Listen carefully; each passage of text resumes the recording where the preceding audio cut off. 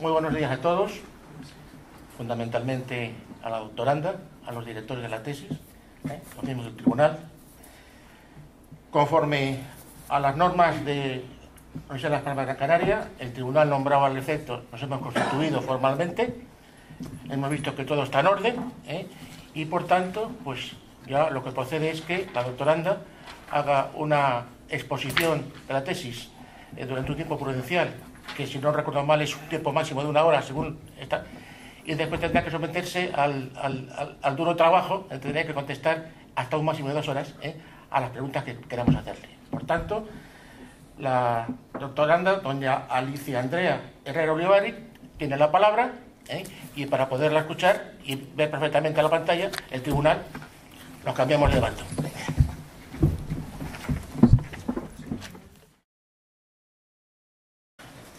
Bueno, con el permiso del tribunal paso a presentar la tesis doctoral titulada Identificación, abundancia y cultivo de misidáceos de Gran Canaria, aplicación en estudios de laboratorio y oceanográficos de metabolismo respiratorio. Como introducción, decir que los misidáceos pertenecen actualmente a 3 órdenes diferentes: Mísida, Lophogastrida y Estigiomísida, aunque antiguamente se clasificaban dentro de un mismo orden, y que hasta el 2011 ya se han identificado más de 1100 especies. Una de las características es que las hembras, al igual que otras hembras de crustáceos peracáridos, cargan los embriones en el marsupio, como puede verse en esta figura. Y en este desarrollo se distinguen 3 etapas: estadio embrionaria, naupleoide y posnaupleoide. En el crecimiento, esta es una curva de crecimiento que hemos realizado aquí en nuestro laboratorio, y se puede observar que las primeras hembras muestran ya embriones en el marsupio al día 30. Y en este vídeo que les voy a mostrar, se puede observar que los misidáceos sufren una migración vertical, permaneciendo unidos al sustrato durante el día y ascendiendo durante la noche. Este vídeo fue filmado en Sardina del Norte y puede verse que hay una nube. Los misidáceos se agrupan en nubes o enjambres, y en este caso, como se puede ver, son el alimento principal de muchos peces costeros. Aquí en Sardina del Norte se pueden ver durante octubre y noviembre las rayas diablo, que vienen a alimentarse sobre estas nubes de misidáceos. Y en este caso son también alimento de muchos cefalópodos.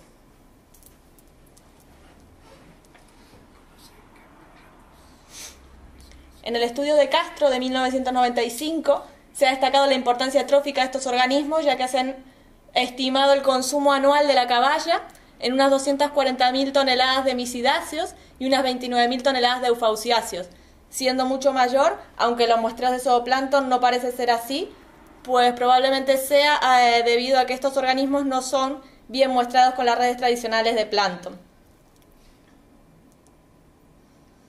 Debido a que, como decíamos, que son la principal presa de muchos peces de interés comercial y también de muchos cefalópodos, se están utilizando actualmente en acuicultura. Se destacan los estudios de Domínguez y colaboradores para el cultivo para larvas de pulpo, y también de Otero Ferrer y colaboradores para el cultivo de caballitos de mar. Las presas que se utilizan frecuentemente en acuicultura es artemia y rotíferos, pero realmente el poder utilizar misidáceos, que son, como decíamos, presa natural, sería un gran paso para la acuicultura.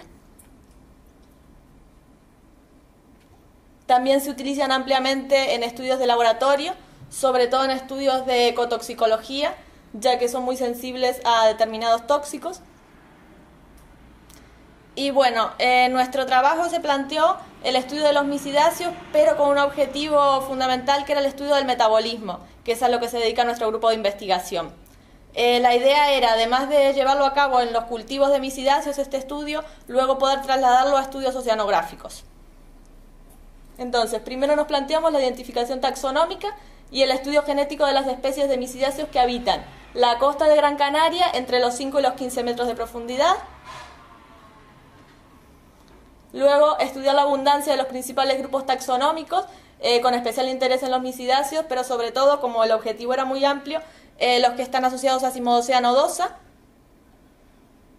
Y determinar si existe una variabilidad estacional entre finales de primavera y finales de otoño.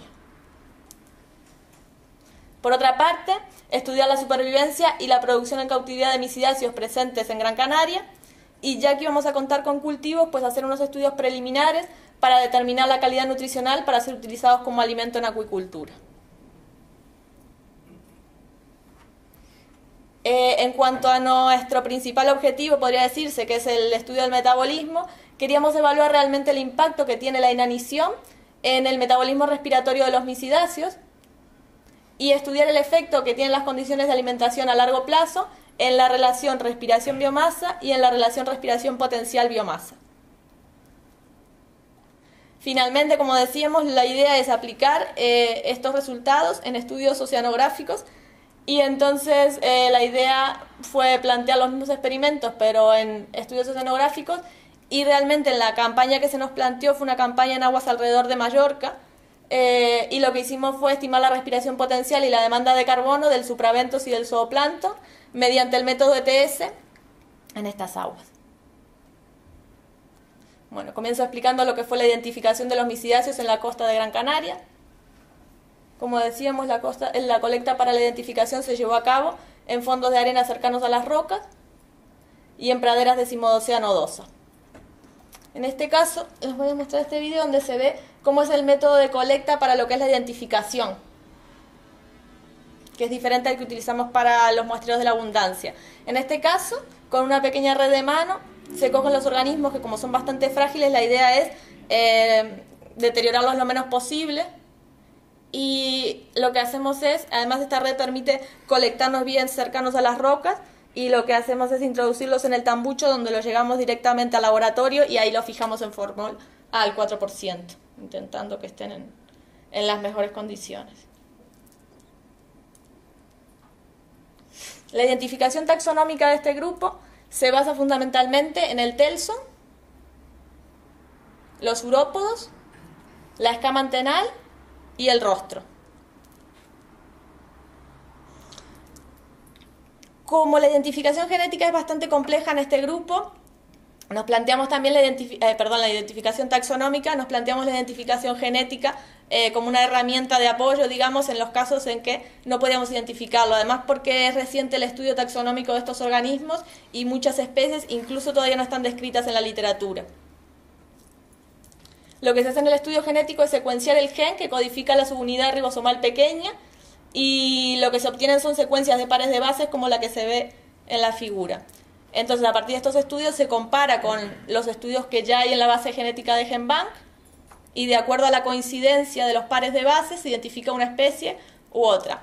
El problema de la identificación genética es que cuando hay especies que todavía no han sido secuenciadas, pues no tenemos forma de corroborar realmente que sea esta especie. Pero justamente el avance de nuestro trabajo es que todas las especies que no estaban secuenciadas, pues las hemos secuenciado nosotros y las hemos enviado a la base de datos de GenBank, con lo cual los investigadores que vengan luego, pues ya tendrán este dato para las costas de Canarias.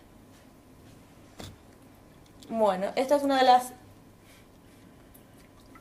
primeras especies que además fue relativamente fácil de identificar porque es bastante abundante en otras costas. Lo hicimos en base al rostro, a la escama antenal y al telson. Y el estudio genético, en el que se obtuvo unas 587 pares de bases, se alineó con la base de genética de GenBank y realmente nos confirmó que realmente es esta especie.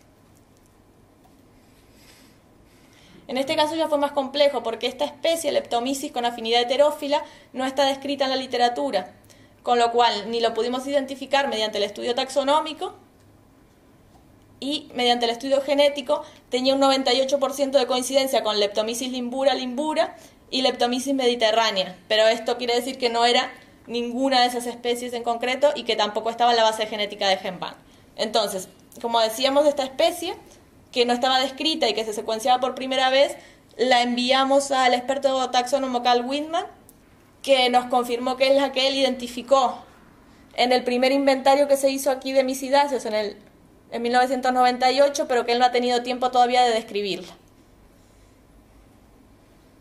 Algo similar pasó con Leptomysis limbura, que si bien es esta especie, es una subespecie que tampoco está descrita. Y lo mismo, la identificación genética se obtuvo un 98% de coincidencia con Leptomysis limbura y Leptomysis mediterránea. Hay dos subespecies, que es Limbura limbura y Limbura limbura adriática, pero realmente no coincidía con ninguna de las dos, por lo cual es probable que esta subespecie sea nueva en Canarias. Paramysis arenosa, en cambio, es una especie un poquito más conocida y sí que confirmó el estudio genético la concordancia. Y algo similar pasó con Anchalina agilis. Se obtuvo una secuencia genética de 575 pares de bases que mostró un 100% de concordancia con la que ya estaba en la base de datos de GenBank. Y en el caso de Gastrosacus roscofensis, que nos dio un poco de trabajo porque era una especie, primero es un misidacio muy pequeñito que apareció, y estos estudios empezaron, si bien las muestras que utilizamos para genética son del 2011, empezaron en el 2009. Y yo en el 2009 me volví loca buscando literatura de esta especie, y resulta que es citada por primera vez en un artículo del 2010 de Whitman también y colaboradores, con lo cual tampoco pudimos confirmar realmente que sea esta especie ni mediante el estudio genético, porque también está secuenciado por primera vez, con lo cual también el autor de este artículo fue el que nos corroboró que era Gastrosacus roscofensis. O sea, lo que queda claro a partir de la identificación es que queda mucho trabajo por hacer en cuanto a la taxonomía de misidáceos y mucho más en la región. Esto ha sido un pequeño avance, ya que por lo menos hay 3 especies más secuenciadas en la base de datos, ¿no? Bueno, el estudio de la abundancia lo hicimos en las especies asociadas a Cimodocea nodosa. Se eligieron 5 cebadales en las zonas de Arinaga y Beneguera, al sureste y suroeste de Gran Canaria. Y se eligieron 12 épocas en mayo y en noviembre para hacer los muestreos. Durante la primavera y el verano, Cimodocea nodosa muestra la máxima biomasa foliar, mientras que en el otoño está en un periodo de senescencia, con lo cual queríamos ver si la variabilidad también del supraventos asociado mostraba el mismo patrón. También estos estudios son recientes, ya que no hay ningún estudio hecho de supraventos en estas costas, ni tampoco de misidáceos. El método de colecta es mediante una red de tipo chinchorro. Esta red la han utilizado Espino y colaboradores para la colecta de ictiofauna, pero como tiene una red de malla de 1 milímetro, permite también colectar todos los organismos mayores a 1 milímetro asociados. Aquí también les voy a poner un vídeo en el que se puede ver cómo es el método de colecta, que es un chinchorro arrastrado por 2 buceadores en un transecto de 25 metros.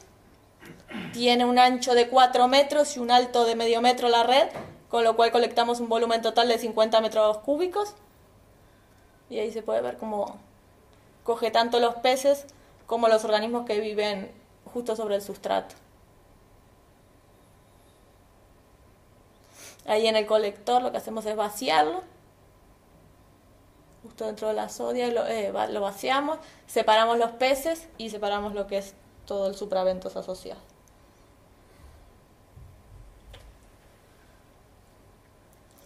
Bueno, lo que mostró la abundancia de los principales grupos es que los misidáceos son los grupos más abundantes asociados a Cimodocea nodosa en mayo para todas las localidades. En el caso de noviembre ya fueron los decápodos los más abundantes, y esta variabilidad estacional en anfípodos, decápodos y misidáceos también fue máxima a finales de primavera, con lo cual sigue el mismo patrón de lo que decíamos de Cimodocea nodosa. En los 3 grupos se observa esta variabilidad. Cuando empezamos a estudiar las especies de misidáceos, uno de los problemas que tenemos es que se mueven en agrupaciones tipo nubes, y las réplicas es probable que la red coja una nube y en otra no. Entonces hay una gran variabilidad entre réplicas. Esto fue un problema a la hora del estudio, si bien lo sabíamos, y no se hicieron 3 réplicas sino 4 en cada zona. De todas maneras se observa una gran variabilidad. En el caso de Anchalina agilis, esta fue la única especie que mostró una variabilidad entre mayo y noviembre, siendo mayor en mayo que en noviembre. En el caso de Leptomysis limbura no se observó variabilidad. Y en el caso de las otras especies, si bien hay una variabilidad, Esto no se observa en la estadística, pero sí se observa una interacción entre el tiempo y la localidad, es decir, que esta variabilidad depende de cada localidad. Y creo que tiene mucho que ver con lo que hablábamos de la variabilidad entre las réplicas, hace que no se vea esta variabilidad estacional, porque si vemos las gráficas, sí que... Voy a mostrar de nuevo Si vemos las gráficas, sí es verdad que la mayoría de las especies fueron más abundantes en mayo que en noviembre. Esto es algo a plantearse tanto desde el método de muestreo o de la replicación, ¿verdad? Y bueno, otra de las conclusiones es que muchas de las especies que identificamos en el contenido estomacal de la caballa, bueno, que identificó Castro en el estudio de 1995, fueron las mismas que hemos encontrado asociadas a Cimodocea nodosa. Nosotros nos planteábamos la hipótesis de que la caballa se acercara a la costa a alimentarse, pero al parecer también eran muy abundantes durante los muestreos de caballo los misidáceos asociados. Y finalmente que se ha observado este solapamiento del que hablábamos entre el ciclo natural de Cimodocea y el del supraventus asociado.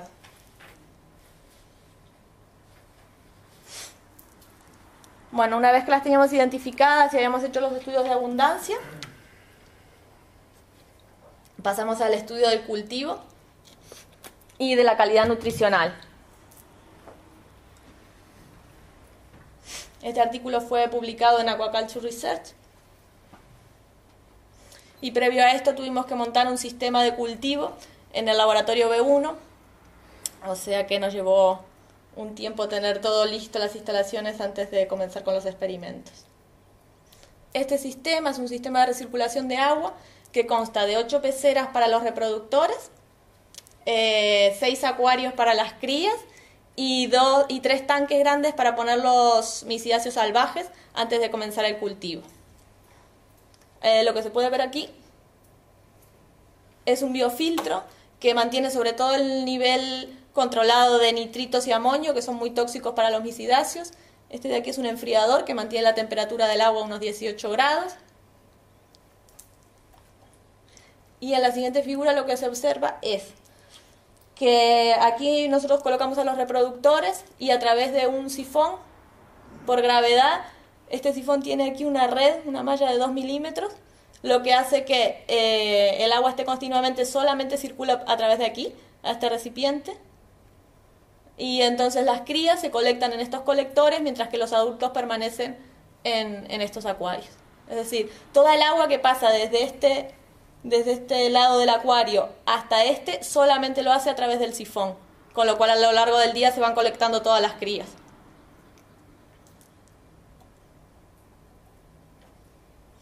En los estudios preliminares de supervivencia se observó que Leptomysis limbura tiene una diferencia significativa en la supervivencia a partir del día 14 del experimento, y al día 21 tiene una supervivencia de un 65% en comparación a Paramycis novelli, que tiene un 16%. En el caso de la producción total de crías, también se observaron diferencias significativas, siendo al final del experimento 166 para Leptomycis limbura y 45 para Paramycis novelli. Como decíamos, nos interesaba también conocer el perfil de ácidos grasos como posible presa para ser utilizada en acuicultura, y estudiamos sobre todo los niveles de DHA, EPA y ácido araquidónico. Estos ácidos grasos son fundamentales, sobre todo porque en el mantenimiento y la función de las membranas celulares, pero también como precursores de unas hormonas altamente activas conocidas como eicosanoides. El nivel de estos ácidos grasos y la relación entre ellos es fundamental para el normal crecimiento y desarrollo de los peces.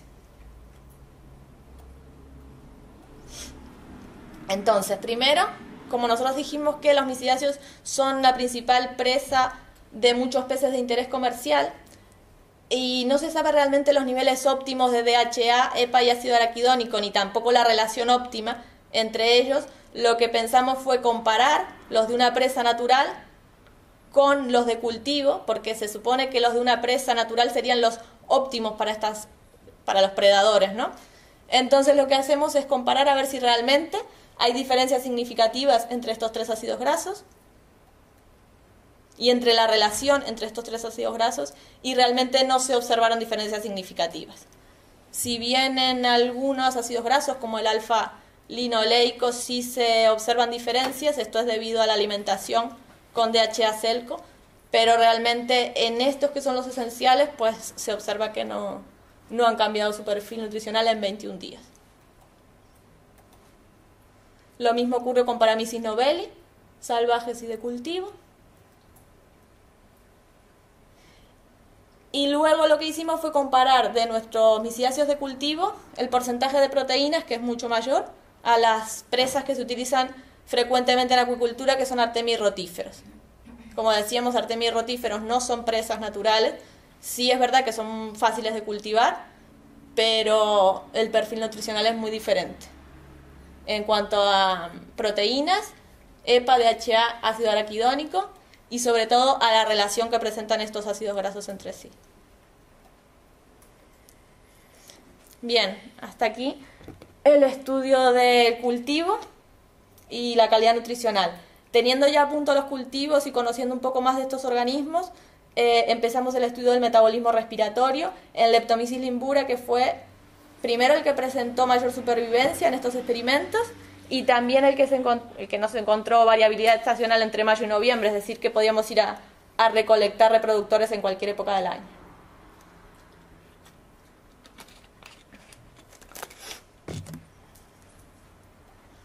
Bien, este artículo también ya ha sido publicado en Journal of Experimental Marine Biology and Ecology.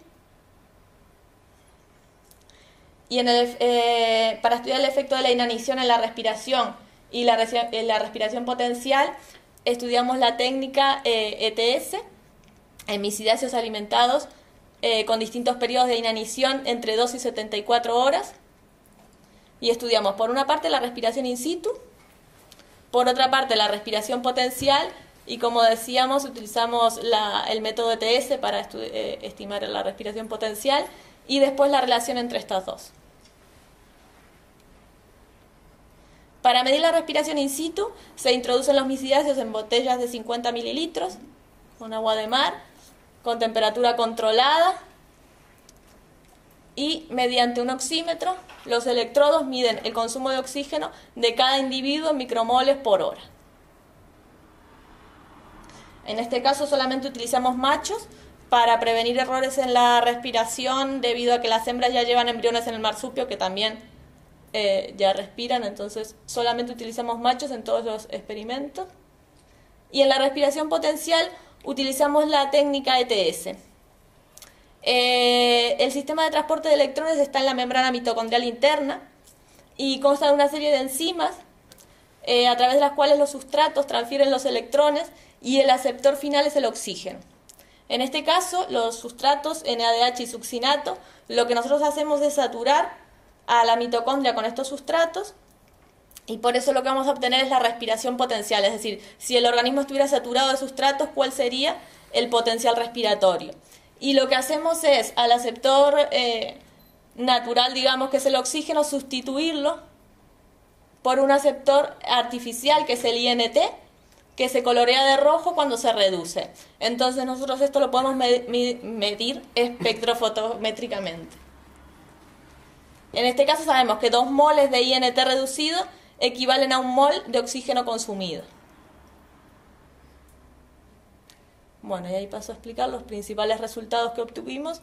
En el caso de la respiración, como se puede observar, a medida que transcurren las horas de inanición, el metabolismo respiratorio decrece, es decir, los organismos recién alimentados respiran hasta 3 veces más que los que están en 74 horas de inanición.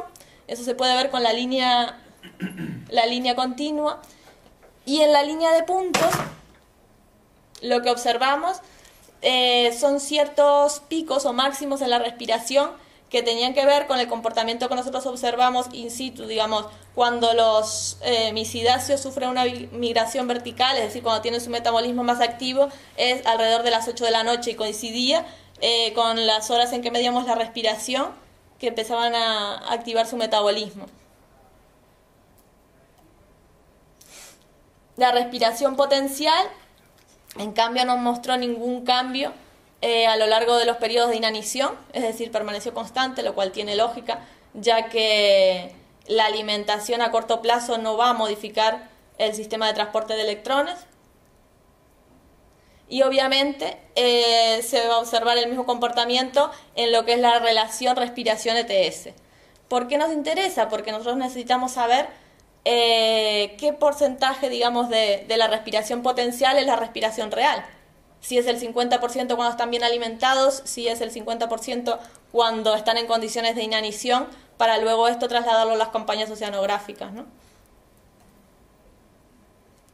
Además de este experimento, que digamos era a corto plazo, nos interesaba también saber cómo reacciona el metabolismo a largo plazo.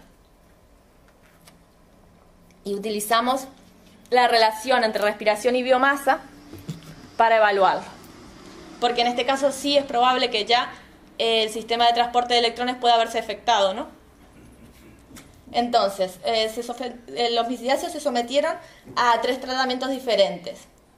Uno de ellos con 150 nauplios de 2 tomas diarias de artemia, en el otro 75 nauplios y en el tratamiento C 10 nauplios. En la relación entre respiración y biomasa nos interesaba sobre todo conocer el coeficiente B de la ecuación de regresión. Este coeficiente fue para el tratamiento A en la respiración 0.84 y en el ETS 0.72. En el tratamiento B 0.92 y en la respiración y 0.70 en el ETS. Aquí estamos hablando de las pendientes en la ecuación de regresión, ¿verdad? Y en el tratamiento C 0.71 y 0.54. ¿Por qué nos interesa este coeficiente? Porque en biología lo que se conoce como ley de Kleiber establece que este coeficiente es 0.75 para todos los organismos, con una variabilidad que tiene que ver con las especies, pero digamos a gran escala. Este coeficiente de 0.75 es aplicable a todos los organismos y muchas teorías ecológicas aplican este coeficiente para calcular o estimar la respiración. Entonces nos interesaba saber si en diferentes condiciones de alimentación a largo plazo este coeficiente es 0.75 o no. Esto ya lo habían estudiado otros autores y nosotros corroboramos que cuando los organismos están bien alimentados, este coeficiente B es superior o igual a 0.75, pero es inferior en organismos que están limitados en el alimento. Esto es una hipótesis, es decir, nos sirve este coeficiente B como índice del estado fisiológico de los organismos. Nosotros creemos que a partir de estos resultados nosotros podemos empezar a experimentar en condiciones, en experimentos oceanográficos, si realmente nosotros podemos decir que los organismos cuando están bien alimentados, es decir, nosotros podemos a partir de este coeficiente determinar que estén bien alimentados o no. ¿De acuerdo? Eso es muy difícil conocerlo en una campaña oceanográfica y tal vez este coeficiente nos pueda ayudar a determinar este estado fisiológico. Entonces, ahí fue cuando nosotros llevamos estos estudios que hicimos en misidáceos a una campaña oceanográfica que, como les decía, fue la campaña ideada alrededor de Mallorca, en 2 subcuencas, la Balear Argelina, que tienen condiciones oceanográficas muy diferentes.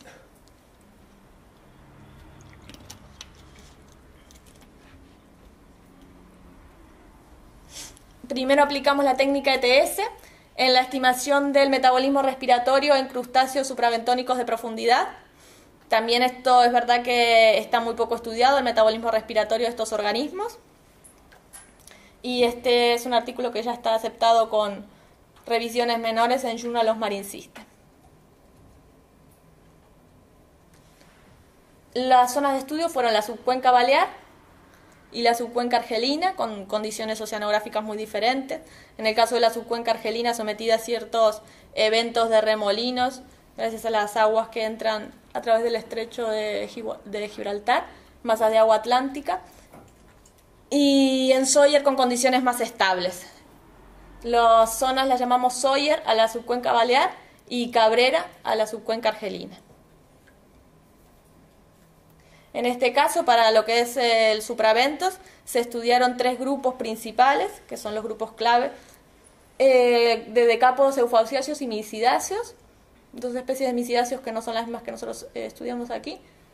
Y estimamos la biomasa en miligramos de proteínas, la actividad de ETS y la actividad de ETS específica, es decir, por unidad de biomasa. Estos datos, como decía, son interesantes también porque es la primera vez que se publican estimaciones de respiración en la zona de estos organismos. Y nos interesaba estudiarlo sobre todo en Sawyer y en Cabrera. Es decir, comparar la zona y, como yo decía, verificar nuestra hipótesis de, a través del coeficiente B, podemos determinar que unas zonas tienen mejores condiciones fisiológicas que otras. Pues los resultados en este caso de las pendientes, como se observa ahí, fue de 0.93 para Cabrera y 0.59 para Sawyer. Y a través de un análisis de la covarianza, determinamos que existen diferencias significativas entre estas pendientes. Y según nuestra hipótesis, los organismos en Cabrera estarían mejor alimentados que los de Sawyer. Podemos decir que en Cabrera no hay estudios que corroboren nuestra hipótesis, pero sí en Cabrera hay una mayor biomasa de zooplancton y también en la materia orgánica, porque como son organismos suprabentónicos dependen más de la materia orgánica disuelta en el sedimento. La materia orgánica tiene un mayor porcentaje de carbohidratos y de lípidos en Cabrera que en Sawyer, según estudios en la región. Digamos que esto podría corroborar nuestra hipótesis. Finalmente, en base a estudios de la respiración potencial, también podemos estimar la demanda de carbono potencial de estos tres grupos, que fue para Cabrera 9 miligramos de carbono por año por metro cuadrado, y según las estimaciones de Voss y colaboradores, esto representa un 0.015% de la productividad primaria en la zona, mientras que en Sawyer fue de 18 miligramos de carbono por año por metro cuadrado, lo que representa un 0.03% de la productividad primaria en la zona.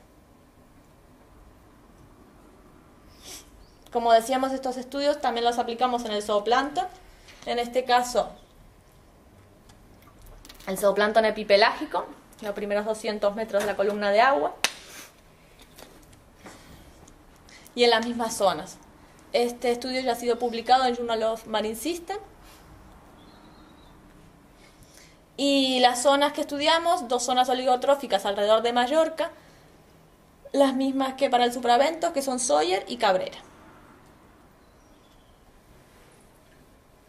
El muestreo se realizó en las isóbatas de 200 y 900 metros de Cabrera y Sawyer. Hay un error, las isóbatas de 200 y 900 metros. Es que ayer me olvidé de cambiarlo, lo siento. Que mi directora ya me estaba mirando como te mato, me la cargo. Perdón. Bueno, como decía, se realizó en las isóbatas de 200 y 900 metros y se colectó el zooplancton epipelágico de la columna de agua de los primeros 200 metros, dividiendo la fracción en menor a 53 micras, de 53 a 200 micras y de 200 a 500 micras.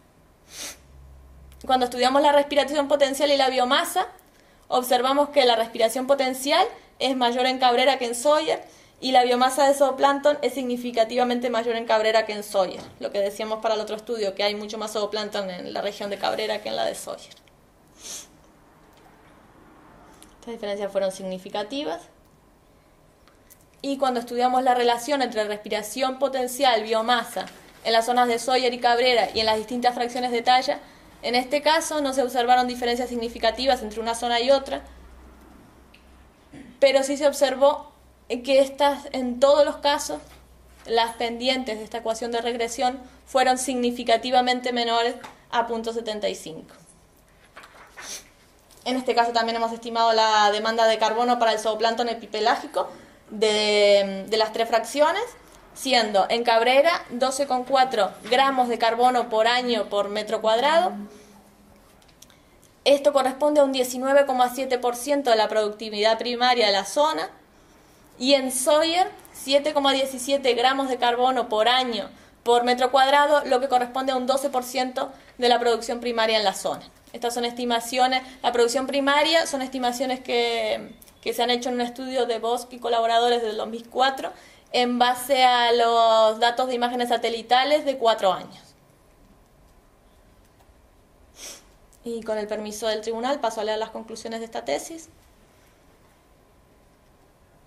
A partir del estudio taxonómico y genético, se han identificado 6 especies de misidáceos asociados a Cimodocea nodosa, Ciriella armata, Leptomysis afinida heterófila, Leptomysis limbura, Paramysis arenosa, Anchalina agilis y Gastrosacus roscofensis. Una de ellas, Leptomysis limbura. Esta subespecie ha sido citada por primera vez en aguas de Gran Canaria. Gastrosacus roscofensis, Leptomysis limbura y Leptomysis afinida heterófila han sido secuenciados por primera vez y registrados en la base de datos de GenBank.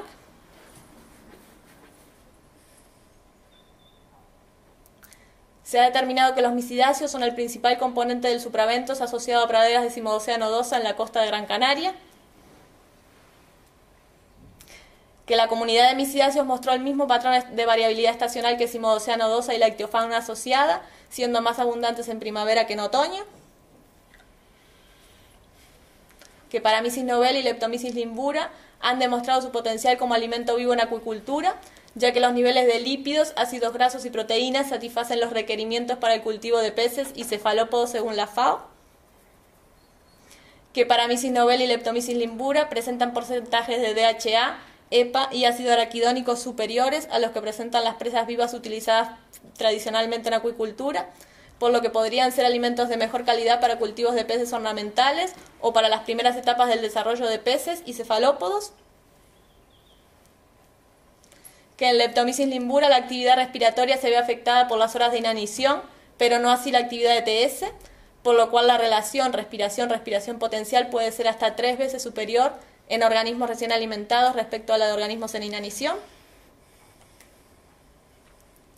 Que la ley de Kleiber, que establece un coeficiente de 0.75 en la relación exponencial relación potencial biomasa, solo es aplicable a cultivos de Leptomysis limbura que se encuentran en condiciones óptimas de alimentación, mientras que en misidáceos con déficit de alimento este coeficiente es inferior a 0.75. Que el estudio de la relación ETS-biomasa en supraventos colectado durante la campaña oceanográfica Ideados sugiere que los organismos se encuentran en mejores condiciones fisiológicas en Cabrera que en Sawyer. Que en base a los datos de abundancia y actividad de ETS se estimó la demanda de carbono de los principales componentes del supraventos, que representó un 0.03% de la producción primaria tanto en total en Sawyer y un 0.015% en Cabrera. Que el coeficiente B de la relación respiración potencial biomasa fue menor a 0.75 en todas las tallas de zooplancton, tanto en Sawyer como en Cabrera, lo que sugiere que estos se encuentran en condiciones mínimas de alimento, y esto coincide con los datos hidrográficos que muestran que ambas zonas son oligotróficas. Y que en base a los datos de biomasa y de la actividad de ETS se estimó una demanda anual de carbono por parte del zooplancton epipelágico de 12,14 gramos de carbono en Sawyer y de 7,17 gramos de carbono en Cabrera. Estos valores representan un 19,7% de la producción primaria en Cabrera y un 12% en Sawyer.